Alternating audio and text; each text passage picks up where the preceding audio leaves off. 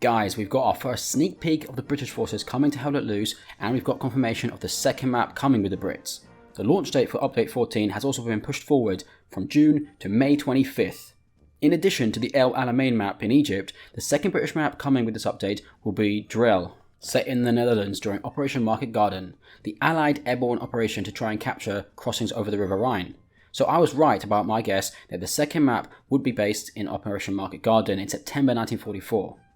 On September 21st, 1944, Drell was the drop zone of the Polish 1st Independent Parachute Brigade, which was fighting as part of the British Army during the wider Battle of Arnhem, a Dutch city just to the east of Drell.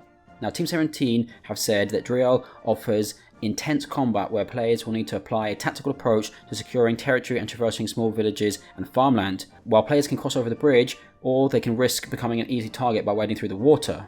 So, at least on this map, we won't have a single bridge choke point like Remagen, as it sounds like players will have more than one way to cross the river besides that using an airhead. They have also given us a look at some of the British weapons and vehicles coming with Update 14. However, there was no mention of a plan to limit certain weapons or vehicles to appropriate maps. In an earlier Q&A on the roadmap, Team 17 stated, "While covering 1 year of the war for each game calendar year, we want to ensure we're keeping the player experience historically accurate, and are working on ways in which we can determine loadouts, vehicles and cosmetics are only applicable to specific maps while keeping the gameplay experience fun and engaging." But there are some worrying signs, at least for me, that they might not be so serious about that. I'll point some of those out when we get to them. In the submachine gun department, we now know that we'll be getting the Lanchester. This was a copy of the German MP-28, which was adopted by the Navy and the RAF for airfield security after the disaster of Dunkirk, when the British Army realised it really needed a submachine gun. I didn't include it in my list of potential infantry weapons for the British because that particular submachine gun wasn't really used on the front lines by regular British infantry. They had ordered boatloads of American Thompson M1928 submachine guns. The cheaper and quicker to produce Sten guns, which ultimately were phased in favour of the Thompsons, are also coming to the game. The variant we're getting with the Brits appears to be the Mark II Sten based on the style of the stock. During Operation Market Garden, British para units actually were widely using the Sten Mark Vs, which had wooden stocks and some wooden foregrips, but maybe the Mark IIs are just for the El Alamein map, but who knows, eh? Next up, we've got the Bren gun, Mark II, a great light machine gun, and we know that the other MG option for the Brits will be the Lewis gun, which was first used in the First World War, but was still used across the British Commonwealth forces in World War II. It seems the sniper option for the Brits is going to be the Elite Enfield Patton 1914, or P14 for short. In their description, the devs said, used throughout World War I, the bolt-action rifle went for further modification to support soldiers in World War II. Often used by snipers, the P14 was durable and somewhat heavier, contributing to its reputation for accuracy. Now, the standard P14 was relegated to Home Guard use in Britain, as they had managed to produce more of the newer No. 4 Lee Enfields, but some P14s continued to be used as sniper rifles.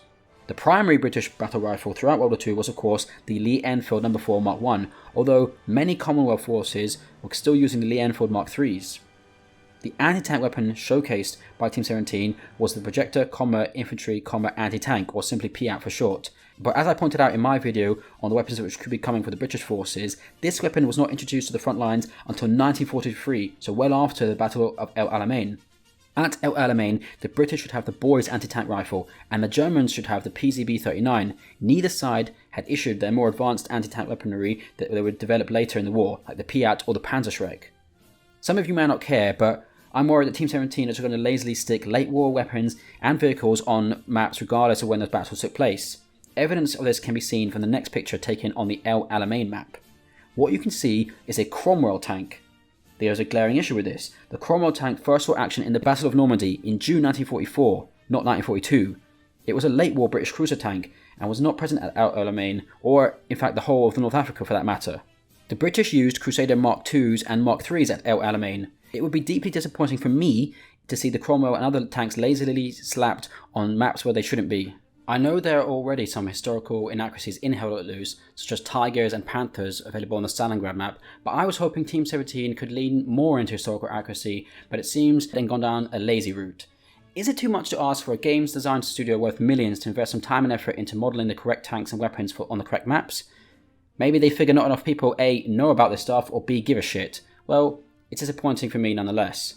The light tanks coming for the Brits is the Tetrarch, but for those who care, this saw very limited action in World War II. Only about 100 were built, and although they were supposed to go to North Africa to help in the Western Desert Campaign, they were deemed to have too many issues with their cooling systems, and so were deemed unsuitable for desert warfare and were never shipped. The first time they saw combat in Europe was when a handful were dropped on D-Day with gliders. Those that survived the drop provided some scouting and reconnaissance work for Allied troops, but they didn't see very much action. As I outlined in my video, the British and Commonwealth forces were really using the Stuart light tanks much more widely at that time. The recon tank coming for the Brits will be the Daimler armoured car, so I guess I got that right again for the Brits, as what they could get for their recon vehicle. And we've got the first picture of the Sherman Firefly. This was based on the Sherman M4, but upgunned with a British 17-pounder gun. This will be the British heavy tank. Somewhat disappointingly, we've had no mention of M3 Grants, Matildas, Valentines, Crusader or Churchill tanks. We'll have to wait and see if those are indeed added to the game for the Brits. So ladies and gents, that's our sneak peek of the British forces, which are now coming in May rather than June. Do you care that it appears that Team 17 aren't actually going to have historically accurate weapons and vehicles on the right maps? Does that mean anything to you? Let me know.